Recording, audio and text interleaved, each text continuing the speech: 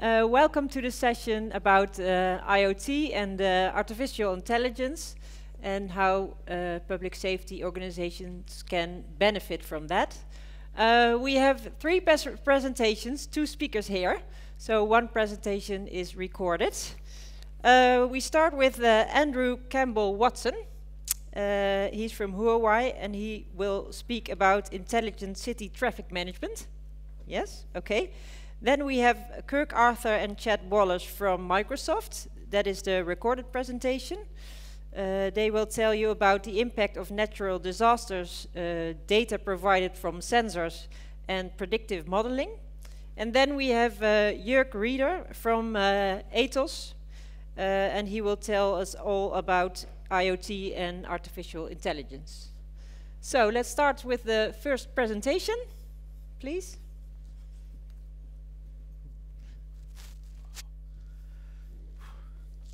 I've been looking forward to doing that all day.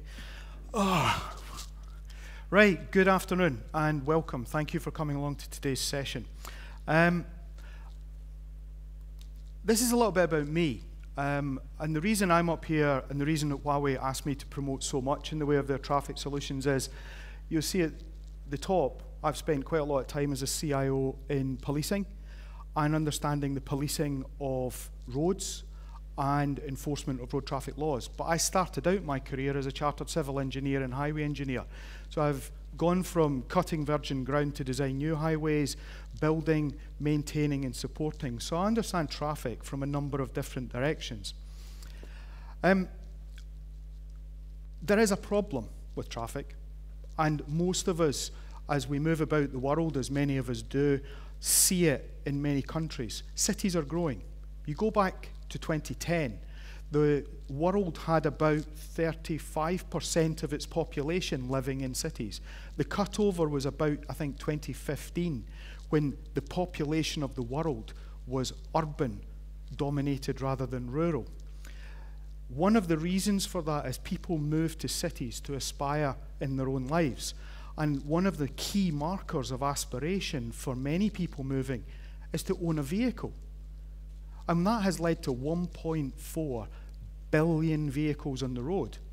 Now, you'll excuse me going into English here, but English units, but if the average car does 60 miles a day, which is a sort of worldwide average, and the average vehicle does 30 miles to the gallon, that's 2 gallons of fuel per day per car.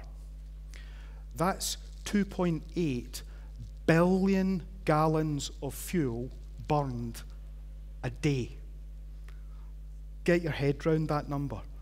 It's not, the volume of traffic on roads is a problem.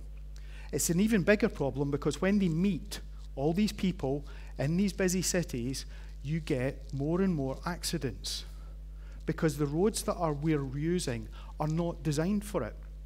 Genghis Khan laid out the fundamental design of Beijing in the 13th century. Istanbul hasn't fundamentally changed in the same period. London was laid out fundamentally in the 16th century, Paris in the 17th century. I did a bet with a Turkish colleague that I could find them in the old city using a map from 1820, and I found them. These cities are not designed for the volumes of traffic that are now going through them, and that is a problem. Now, we, like many companies, seek to grow our product based on the input of experts. So I was very lucky recently, and I got the chance to bring together a whole raft of real experts, people immersed in traffic as an engineering and as a social and as a policing problem from across the world. And they came up with some fabulous one-liners as I moderated their discussion on, they could talk about pretty much anything they wanted, and it was a really interesting thing. One, it's amazing how obvious things are never obvious till someone says them. Like the whole point of traveling is to get somewhere.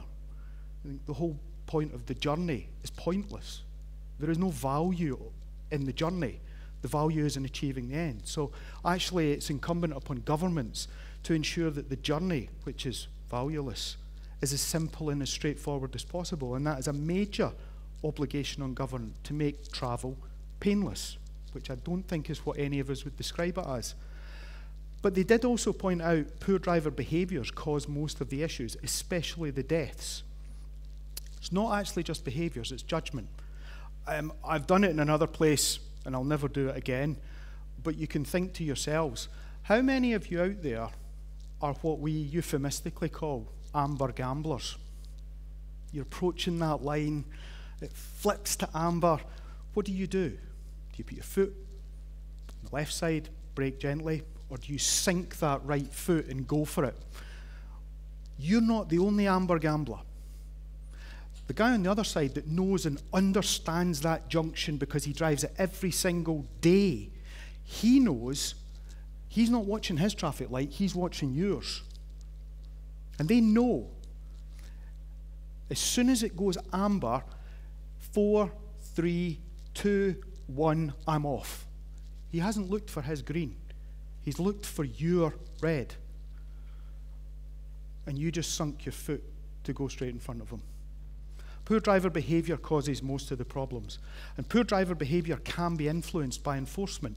What we're looking for in enforcement is to stop all of this happening, to make a sanction sufficiently severe to make you think not to do it. Now, there's a whole raft of things up there. Running red lights, crossing solid lines, driving the wrong lane. This is an interesting one. Driving in the wrong direction, you think, how on earth? Who on earth would do that? Actually, when I talk to the people who are policing roads in emerging nations, remember the 30% that's now 56% moving from rural areas? The idea of driving on the left or driving on the right is an anathema to them in the countryside. It doesn't matter. Come into the city in the new vehicle, the car that they've just got, or the vehicle that they're driving, possibly without a license for the first time, turning left and right, whatever. And this is a very prevalent problem in emerging nations.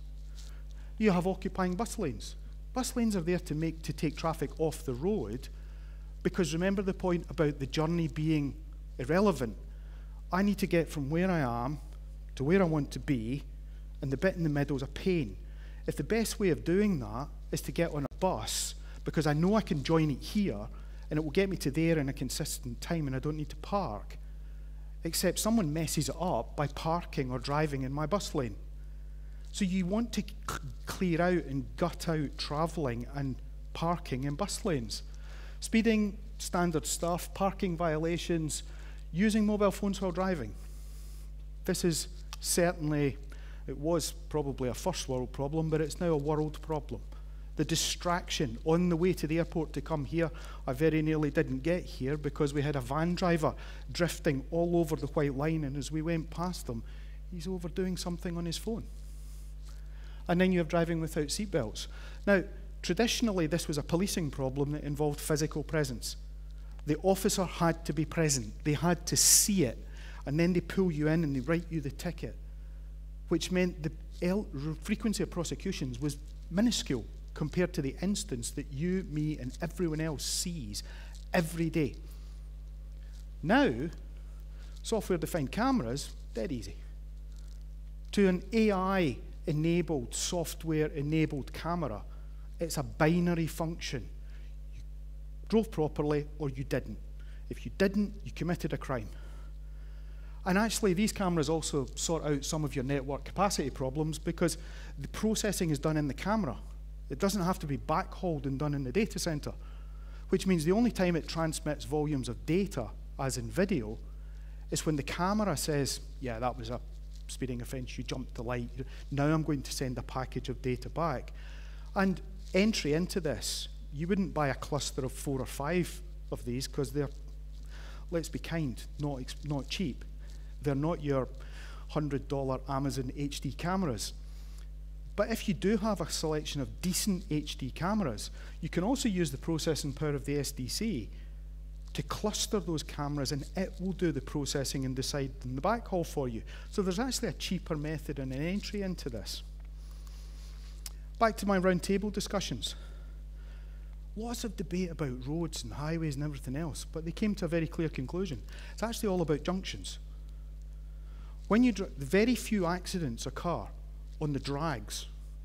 They occur in the change state of traffic. when I turn left, when I turn right, when I stop, when I don't stop. These are the points of change where the maximum risk will occur.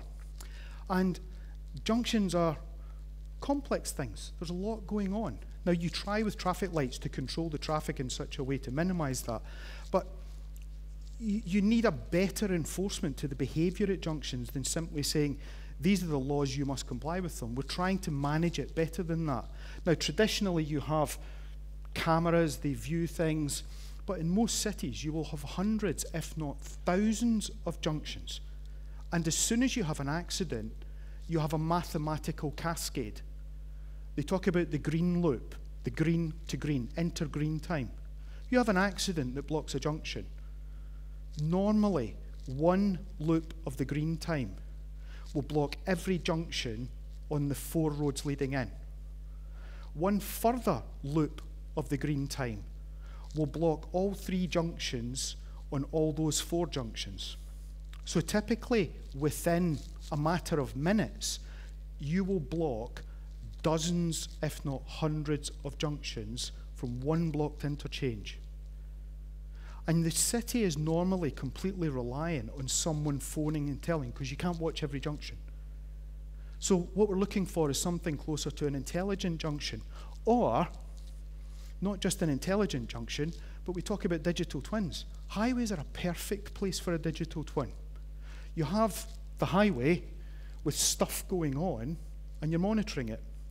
And whatever happens in there, the digital twin is using radar position, it's using imagery, it's using AI to understand what's going on in that junction, and it's always recognizing it against its library of simulations. Any vehicle stops, no vehicle should ever stop in a junction. There is no reason for a vehicle to stop in a properly controlled junction. As soon as it does, the system goes, whoa, I'm concerned. As soon as more than one stops, it's very concerned. At this point, it's gone from one of the thousands in the list of cameras to, well, front and center, big screen. And it's reacting to that. So it is possible to have better, more managed junctions. But the junctions all relate, as I've just said, 2 or 3 inter-green iterations, and all of a sudden, you've got gridlock across large parts of your city. We need a better approach. And my guys were very clear on this. So the guys and girls that were on there were all very clear on this. This smart stuff at junctions all very well, but it all needs joined up. So if we have a quick look at what an intelligent junction screen looks like for most traffic operators, one thing I learned in Zoom in the last 2 years, never use video. It used to be never work with children and technology. It's never work with children, technology, and videos on Zoom calls. So normally I would play the video of what happens up here, but if I explain, the 2 cars at the front moved off slowly. The white car, you're going too slow for me. So I'm going to do what I'm not allowed to do. I'm going to change lane and get round you. The black car came through at legal speed, but constant speed, and the white car wasn't expecting it. And he clipped the back end of it, right? The evidence for the prosecution is all captured. This is an evidential snapshot. We have the vehicle types, we have the details listed, we have the index numbers, and we've actually got the primary liability. We know whose fault it was. All done. The AI's done all that for us. Don't need to do anything with this. And on one of these systems, we put in where the fine is paid against your mobile phone bill. Before this guy, if he's on one of those, before this guy's actually got out of his car to go, it wasn't me, the fine has hit his phone. That's quite scary in some ways, but it's also incredibly impressive that you've paid the fine for your fault before you've even got out of the car. But it's also telling us it's off-peak. It's 2 vehicles. There's no pedestrian, there's no non-me, and it's giving me an assessment of impact. The assessment of impact is important because it's part of the bigger city plan. That bigger city plan is looking at what is happening on all the junctions across the city, and here we're zoomed into a selection of junctions likely to be impacted by an accident, But when you look at it across the whole city, I can start to get a feeling for what's happening with traffic across the whole city. And it gives me many options on how I can choose to deal with that. But if I employ the AI fully, it says that junction, 2 vehicles, stopped, off-peak, I'm going to plan number 7, and plan number 7 says I'm going to change the enter-green time in the approaching junctions. I'm going to put up warning signs to say there's an accident at a specific junction, and I'm going to show people what the current grid position is. And I'm going to go off here slightly just on one thing. We quite often hear people saying, how can I get emergency vehicles to interact with traffic lights? I've tried it. We've tried it. There is a psychological problem for anyone that's thinking of doing it. And it's back to our amber gambler friend who's looking at it and going, oh, concerned. I'm looking at that, 4, 3, 2, 1, go. They're not looking at their own lights. And the guy behind them knows that they have 30 seconds as soon as it goes green. If I release the lights to the emergency vehicle coming from the right, the lights don't work. I'm not walking at the lights. So you need to think about doing something different with the amber warning, a high-intensity flash or something, because awareness of things is a big problem. How do you deliver this? You need to be thinking end-to-end. You need to be thinking sensors that are designed to gather up considerable volumes of data. You need the communication framework to get the data from those sensors properly and promptly with low latency into the cloud. You need the big data systems working efficiently and effectively. You need the AI understanding it and rapidly getting that recommendation up to the application layer for decision makers. And if you're confident in the AI, you release it to do the automation. So, the summary, my friends from UN Habitat said, if you're going to stand up in front of an audience that understands it, please make the statement, the future cannot be about more and bigger roads, right?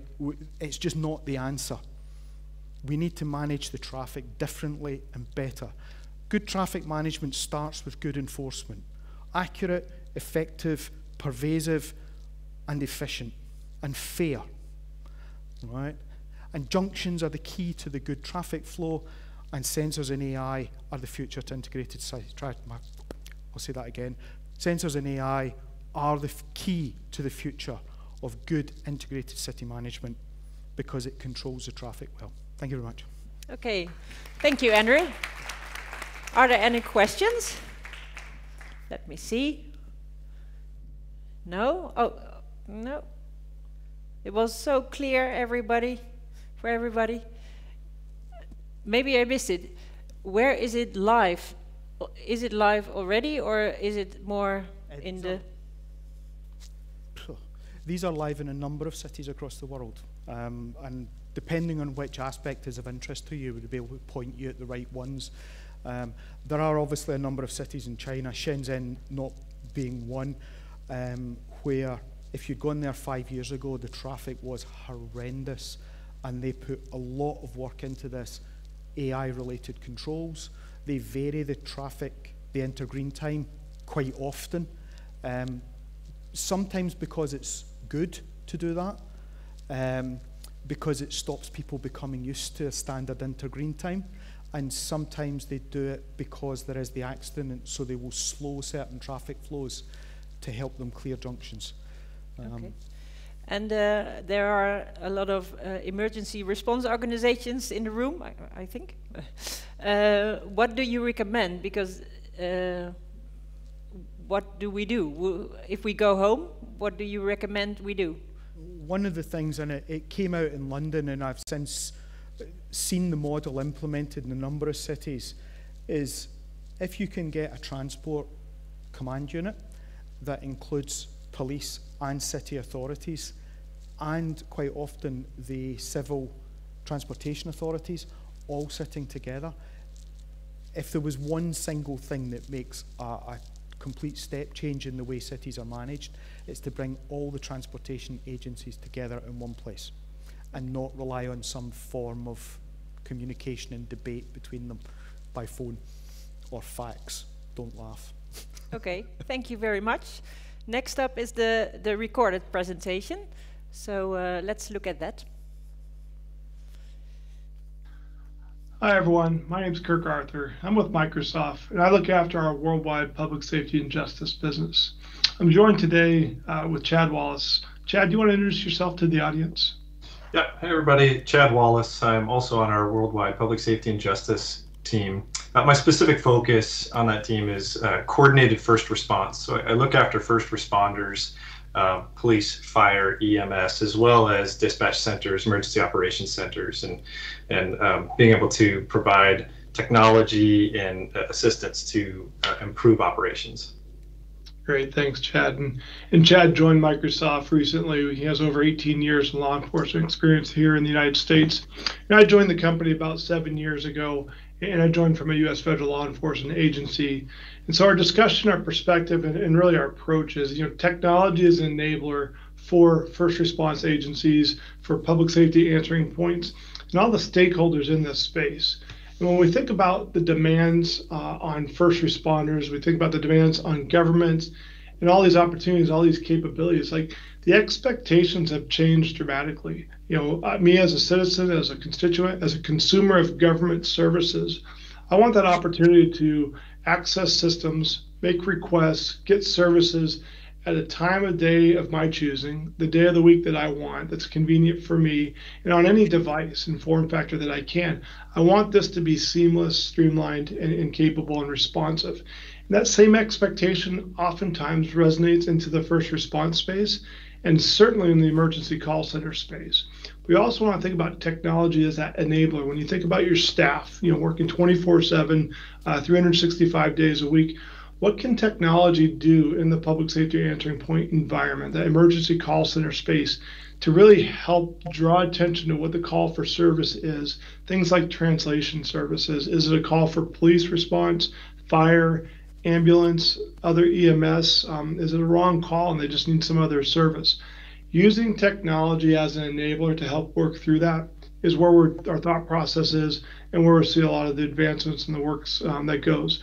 And pre-pandemic is, this discussion and narrative was certainly there, but what we saw around the world during the pandemic was, as you guys know in this audience, there's not a big bench for your staff, right? There's enough to accommodate vacations and time off. But when people started getting exposed to COVID and started becoming sick, having to isolate for 10 days, 2 weeks, depending on the period of time, being able to do their job if they're asymptomatic from their residence in a form of isolation, but if they had the right technology at their home or the right connectivity to do their job, you're able to continue your service and the level of dedication from your staff to the constituents and the people they're serving. So we want to look at technologies extending beyond the four walls of a public safety answering point and the emergency call centers to really foster and enable that greater flexibility and scalability for sources and for agencies. And for us, we do think about this piece here, right? We all sign up. Everyone signs up for public safety because it's about protecting citizens and protecting property and helping foster and maintaining a productive and safe society for everyone. But we also want to think in this middle bubble here is the safety of our first responders. Prior to joining Microsoft in my law enforcement days, especially as a very young police officer, I remember having some very talented dispatchers, and they would access so many different systems to provide me the right information before I arrived on scene, so I had as much knowledge as possible, especially if it was a disturbance call. Maybe there's weapons, maybe there's intoxication or narcotics, things that by themselves don't necessarily mean something, but from an officer safety lens, they were all the difference for me on how I was going to approach that residence or that building. So that information is critical, but it's challenged. It's challenged by data silos. It's challenged by legacy systems, and being able to reach across different departments, different sections of information to really try and provide as much comprehensive information, whether it's a fire crew responding to a structure fire, are there known inhabitants, do we have hazardous materials, what floor is it on, and we start thinking about system integration and connecting that data for those first responders, not only in the emergency call center, but actually at their fingertips as well. That Chad will get into here in a minute, but providing the right tools and capabilities to your staff in real time, that's where technology becomes that force multiplier, that force enabler. And the last piece is that change management, setting expectations for staff, working through them. First responders are really risk adverse. They don't like change. I was guilty of that myself. But looking at technology and working through that to see where it can actually really accelerate the effectiveness and capabilities of any first responding organization. And for us as a company, we look at this as a much broader ecosystem. Obviously on the front load part here for first responders across police, fire, ambulance, we want to foster that communication, that collaboration, the flow of information between responding agencies, pre-incident, incident response, and then that post-incident capability. And post-incident, from a law enforcement perspective, we're really focusing on data, right? 80+% of crimes this day and age involve some form of technology, whether it's a smartphone, the vehicles in today's environment all have computer systems on them. We need to be able to capture, process, share, and disseminate that information. And technology has a huge role to play in that space. And then we think beyond that piece and into the court system and the correction space and how that data can live and work through that whole process, removing that repeat automation, the repeat entry of information in different systems. If we can streamline and automate that entire process, we level efficiencies, we draw data, insights, and analytics, and we become more responsive as first responder organizations. So I want to stop there. I want to turn the table over to Chad to really dig into what we call as coordinated first response. Chad, over to you. Thanks. So if you see on here on the slide, we kind of touch on three different highlights, right? Crime and prevention, incident response management, incident recovery and resolution. And so we're talking about crime and fire prevention.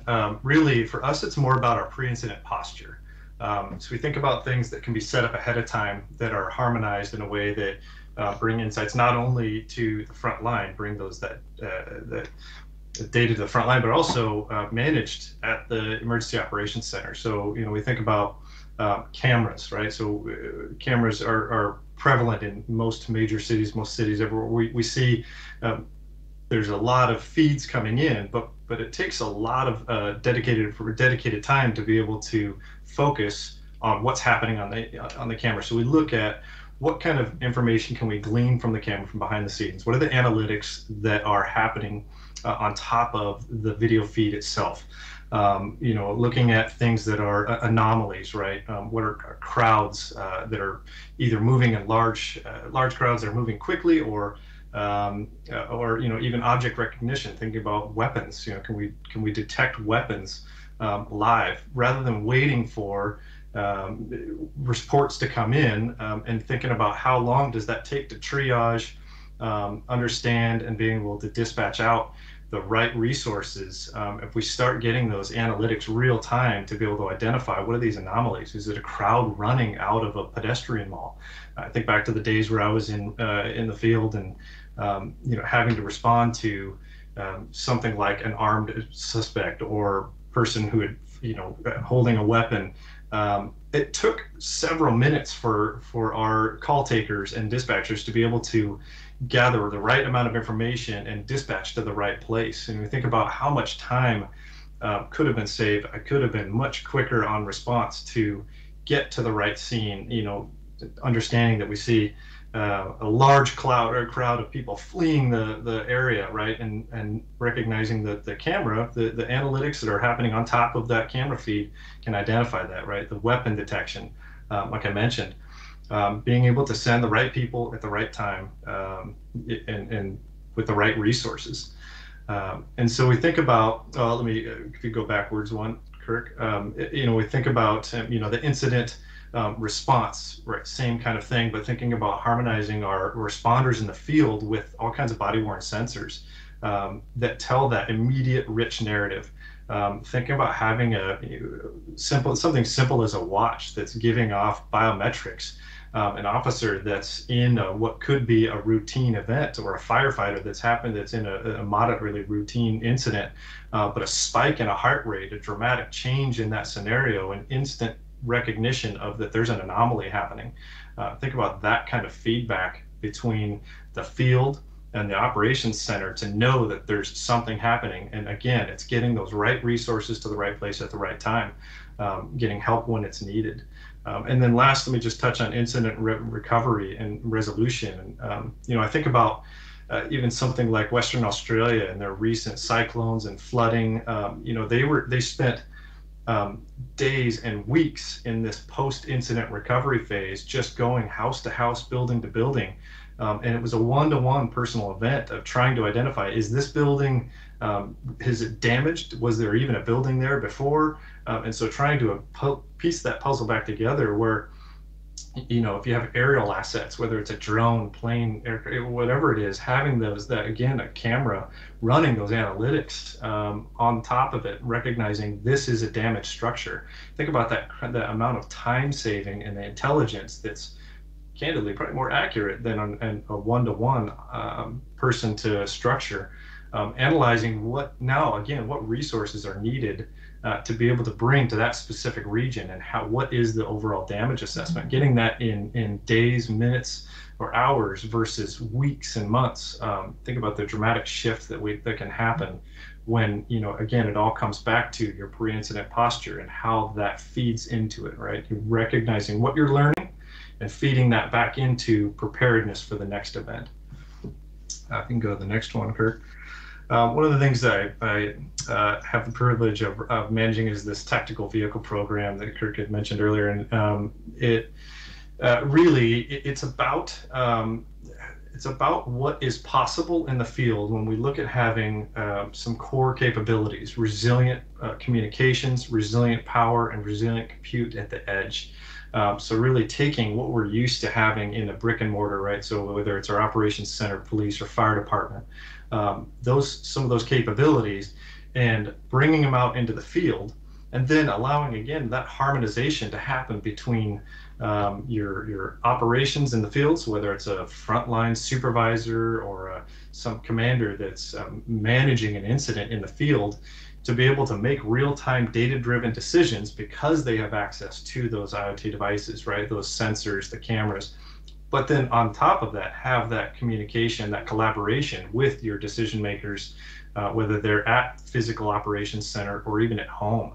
That dispersed command and control capabilities really start to change the outcome, whether it's an unplanned or planned event.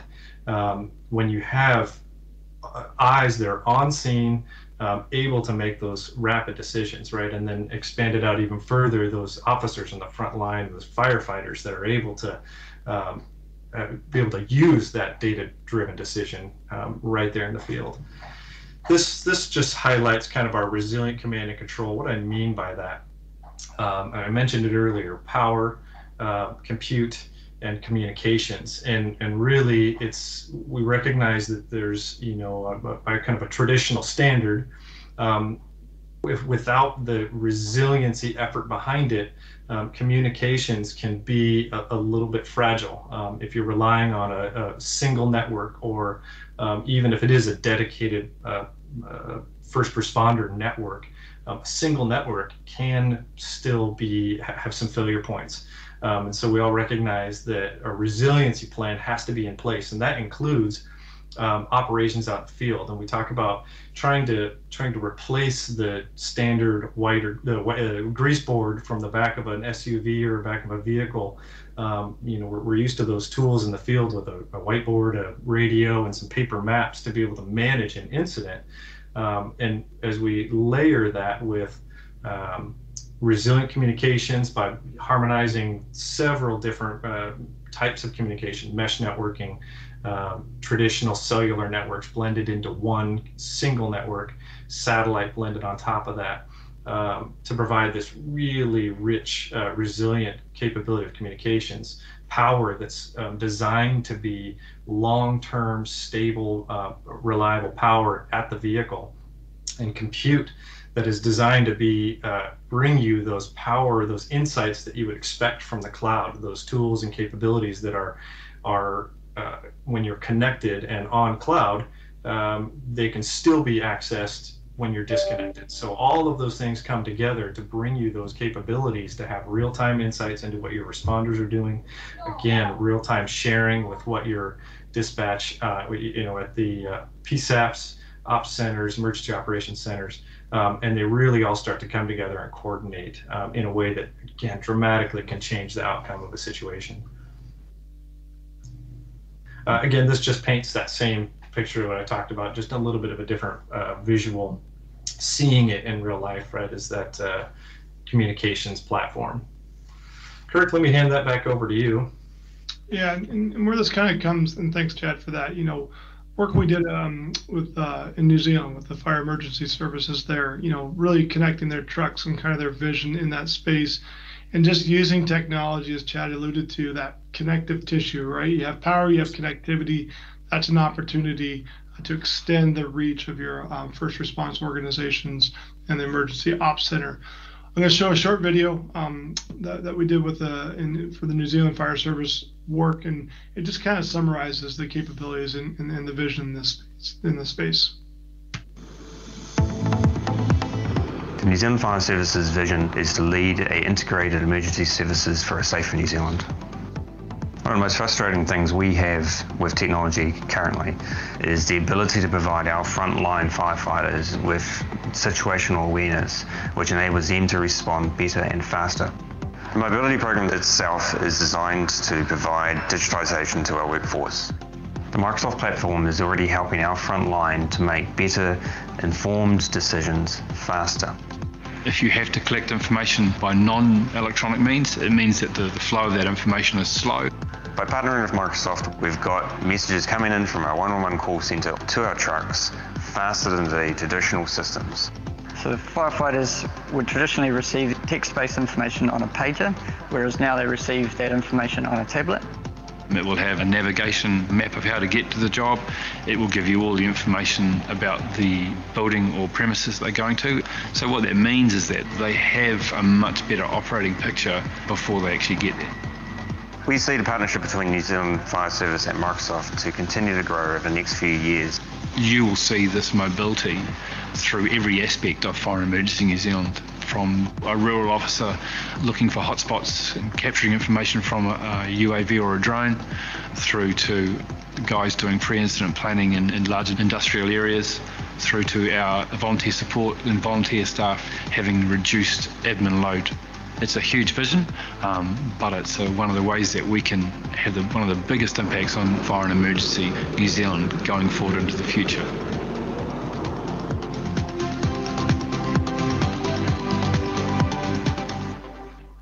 You know, Chris in the video kind of touched on it. This is a partnership. It's a never-ending journey with, you know, technology companies.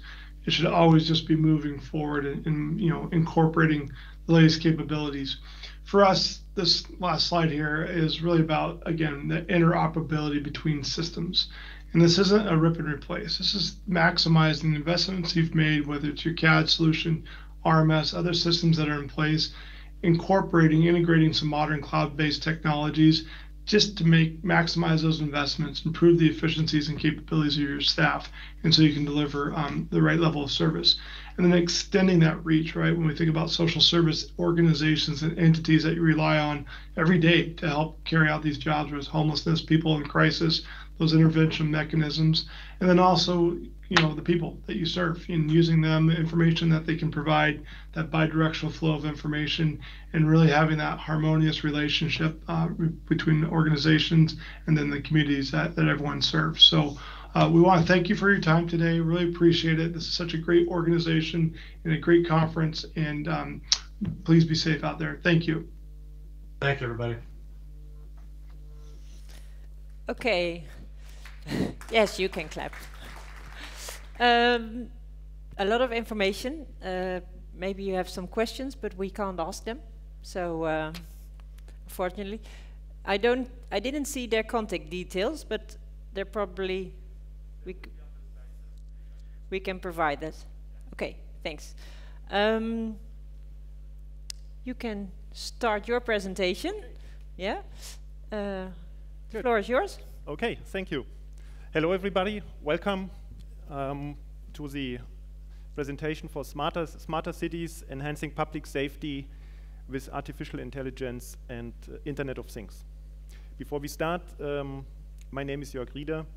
I'm the head of public safety solutions within Atos Unify, and my teams are basically working on producing the products we deliver for public safety solutions, next generation emergency calling. Today, we want to look into, or I want to look into together with all of you, what are we going to do with all the data smart cities basically produce, and how can we use it in public safety, or how can we even transport it from sensors and other sources to via a next generation emergency 112, EZNet, NGCS into the PSAP. So let's start with all the data sources which are there and how we can leverage efficiently the data for public safety which can be generated. So I mean, there's a lot of things on the slide here, and I think you all know this. We have cameras in smart cities. We have smart buildings, basically which can provide data. We have traffic monitoring, as Andrew explained it at the beginning. We have audio detection even in some countries where audio devices installed which can detect certain sounds and situations. We have a hell lot of IoT devices which can provide all kinds of data. Personal wearable devices like smartwatches. I mean, what such devices can collect is amazing, and when you think about that, if this can be made available in case of an health incident, this would be great. If it can be right away sent to the hospital, for example, where the patient is gonna go to in an ambulance. And then there will be other future devices we can even not imagine today. So let's look at a couple of use cases. My team and myself, we have prepared for today, where we believe sensors and other stuff can help. Before we go and look at the use cases, I just want to go and have 2-3 themes I'm gonna use here, or 2-3 items for the not so technical people or not in all details. So we're talking about SIP, Secession Initiated Protocol, which is basically a signaling protocol for SIP calls, which can be for audio, video, text, data, be used. Then we're seeing on a lot of the slides EZNet NGCS, which is the Emergency Services IP network, basically an IP network specifically for public safety, and next generation core services, which are the apps on top of it, which are basically making smart routing decisions and other things possible. Let's look at the first use case, a silent bank hold-up alarm. So basically, let's assume there's a bank robbery going on, and one of the employees from the bank is going to make it to push a silent alarm. The silent alarm in this case would be an IoT device which is configured with the location data of the bank, which is going to go sending a SIP message via the EZNet NGCS, which is making the routing decision to which PSAP it should go, to the PSAP. And the SIP message will contain a link to the interior cameras, so that the PSAP could click the link and get the connection back to the cameras of the bank, if there are some. It will include the location data, so the PSAP will be perfectly aware from where did the silent alarm came, and in the best case, even a link to building plans could be available. And then at the PSAP on the right, we're going to see what's going on, where it's located, and even how the building looks like inside. So this is all information what is going to help to send the right people on site to help clearing the scene and provide maximum situational awareness. The next topic is an emergency call reporting a traffic accident. And in this case, there is a witness which sees the traffic accident, which is even going to make pictures, and then is calling 112. And when calling 112, he is also going to go and send pictures of what he has just seen to the PSAP. This is also going to go again, that it is going to be attached to a zip message. The picture is going to send in parallel to the emergency call.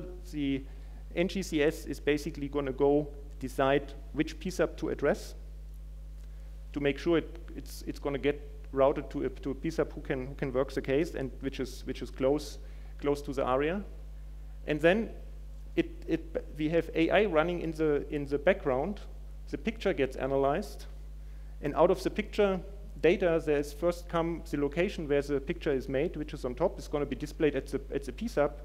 Second, the AI is going to confirm, is it a traffic accident or anything else, and gives basically a probability level with the picture. And based on this, the call taker or dispatcher can make a very informed decision what kind of help to be sent to the scene. This is very generic here. Looking at the next picture, this is basically how we envision that things could look doing such picture analysis in a call-taking application. On the left, you have a list of pictures with the location and so on, which have just been sent. In the middle, you see the map where the car accident is basically already shown where it is. And in the bottom, in the middle, you can basically see the original picture sent, and then you can scroll it up, and you're going to see the picture which was analyzed by the AI, and also the confidence level. And based on the confidence level, you don't need to look any more closer, and you can already basically understand what to do. So it's going to be at the end leading to faster decision-making in such cases. Scenario number 3 is about automatic sensing of power outages. Just imagine you have utility poles which basically, due to wind, storm, whatever, go and have a damage. And this is then also causing a power damage. In many cases, it's not clear, is it one pole, is it multiple poles which got damaged? But if you would have a sensor on the pole which is going to detect if the pole is still okay or it has been broken down, for example, then you can also figure out via an intelligent aggregator, which has also the intelligence to draw a map based on the location data of the sensor, what area is affected. And based on this, we're also going to send again an IoT zip message via the EZNet to the best possible PSAP. The PSAP gets the map data. The map data can even go and include which traffic lights are affected due to the power outage. In parallel, the power company can get informed as well and can basically send somebody over there to go and help and fix it. Acoustic detection, I mentioned this at the beginning. Imagine that in strategic areas of bigger cities, you're going to have audio sensors located which are able to detect if there are gunshots, traffic crashes, explosions, even other pattern could be possible. The system is going to work in a way that you have a triangulation of multiple sensors which help to detect from where exactly the gunshots, for example, the explosion is going to come. There is an AI sound processing in the back, which is going to go and analyze this, and then basically again sending an IoT alert, again via the EZNet NGCS to the PSAP, and the PSAP can basically, before even somebody calls 112, go look at it, receives the alert with the location data and the recording what's going on there. So this is a possible scenario where help can be already sent, even nobody dialed 112. So it's going to help making areas of a city more secure. Another case is first responder smart routing, and this goes also back to what Andrew showed us earlier. So there is a lot of traffic data collected already. There is data collected from user apps where somebody sits in a car, uses an app, and there is data available, including data where traffic lights are not working. And then you have an emergency call where the PSAP knows exactly the position of the emergency call. And if we're going to combine this data from the smart traffic system together with the data from the emergency call, the PSAP can basically go and request the best route to the scene. And if emergency vehicles would even be able to influence traffic lights, which we have heard is not such an easy thing to do this right, this provides a faster response and a fast transfer and also more road safety when an ambulance or a police car is going to rush through the traffic.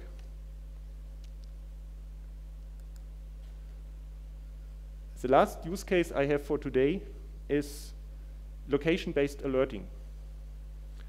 So there might be the need that for a specific location, which is smaller than a whole cell or for a cell broadcast or anything like this, a public safety alert should be sent.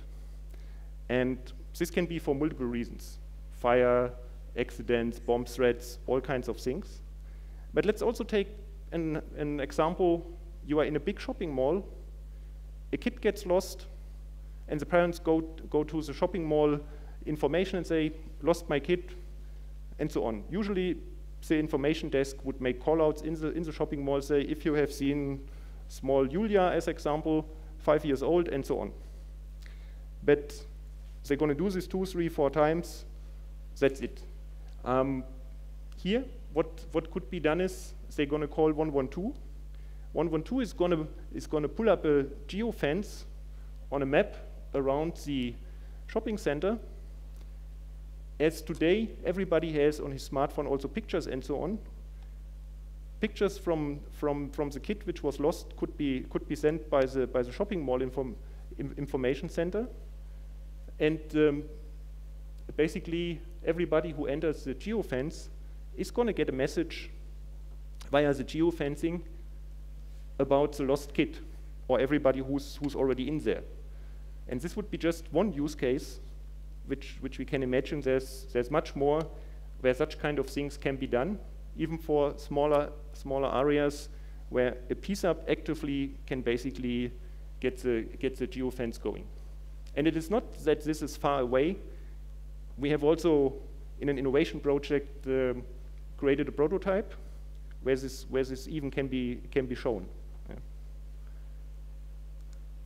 So before we come to the end of the presentation, I like to give a short summary on the benefits what artificial intelligence and Internet of Things can bring to public safety, and where smarter city technology can help to advance public safety. One thing is enhancing how citizens and the government can engage. Yeah. Assuming there are public safety apps, things like this, and those can help that with all the sensors around, that the government can be better engaged with the citizens and vice versa. It can create safer communities. When you think back about the audio detection devices, which can help making certain areas of the city more safe. It can also help ensuring the efficient use of the information which call takers and dispatchers get, so we're not going to overwhelm them with too much information, which is going to be counterproductive, making fast decisions. It's going to help to have an increased PSAP workforce engagement because they have better information, which is going to help to make faster decisions. And as also Microsoft explained it in the video, it's going to help for more effective data-driven decisions by call takers and dispatchers. And at the end, it's going to come to the goal: faster, more efficient, better informed first response. That's all. Thank you for listening. And back to Marieke. Thank you. Okay, do we have a question, maybe? Yes, please. C2 in the front. Oh, no problem. Just one question. How you sent out the picture to the shopping center? The picture of the child. The picture of the child, the shopping center would need to send to the PSAP, probably via a public safety app. And then the PSAP, it automatically gets into the AI, and the AI is gonna process it. Okay, I saw another question in the back. Yes, just wave your hand, please, because yeah.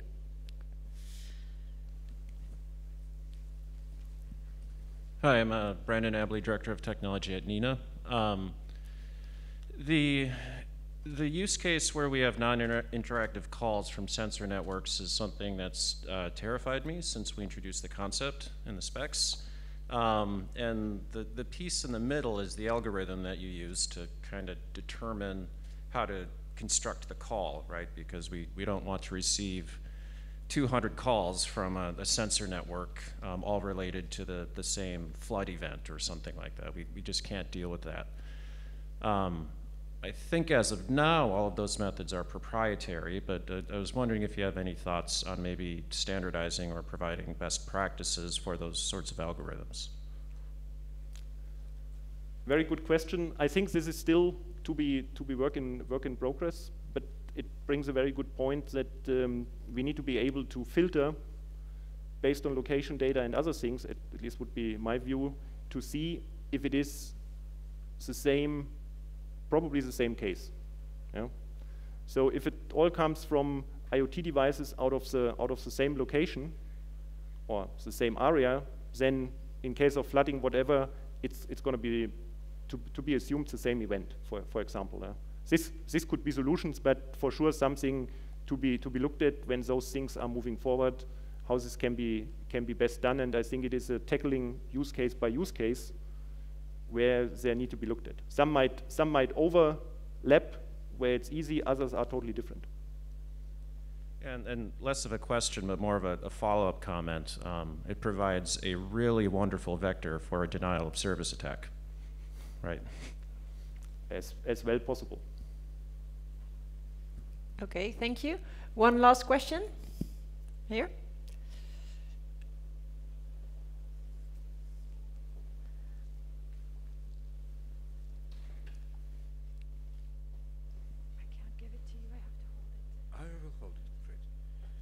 Hello, Mladen Ratunic from EENA and from the TCCA. It's more comment than the question. Well, the smart city as a concept was introduced by International Telecommunication Union years ago, and meaning it's all about communications. So the question or even the conclusion, how are we going to transfer and to monitor all this information, thousands of sensors on square kilometer, and to enable all of them to communicate? And one of the possible solutions for the future is 5G with its massive machine type communication as one of the pillars of 5G. So I guess besides all this economies of scale and everything, also a communication network is necessary for the future. One good thing is that future communications will be actually the same basis for public and for critical communications, because the critical communications are becoming part of the standard of public communication. So any comment related on this, or you agree with me? In principle, I agree, but I think what's key is that, and this goes back also to a comment from a session from the morning, where it was said, don't miss to upgrade the infrastructure. Because all this is only possible if we're going to talk NG112. If we're going to stay on legacy systems, all these kind of things are not going to come through. So it is key moving to an EasyNet NGCS, best possible in every country, even go and connect those between different countries, independent from which vendors and so on. Yeah, where EENA has helped, and also NINA this year with the plug test, and we have exactly done such kind of testing, connecting different EasyNet NGCS applications. And this is also my conclusion. We need to get to the latest technology, not going to stop, because if we're going to stop, we cannot make these things work. Thank you. Okay, thank you very much. Okay, this is the end of this session. I forgot to introduce myself. I thought maybe late than never. Marieke Ackerman from the Netherlands, from the police. I have some things I want to tell you. The next session in this room is about advanced mobile location, AML. And in the track 2, the room Alpha, is the research corner. If you think, what is the research corner? Just go there and find out. You will not be disappointed. And for now, it is the coffee break in the exhibition area. And we have to be back at 4:35. So thank you.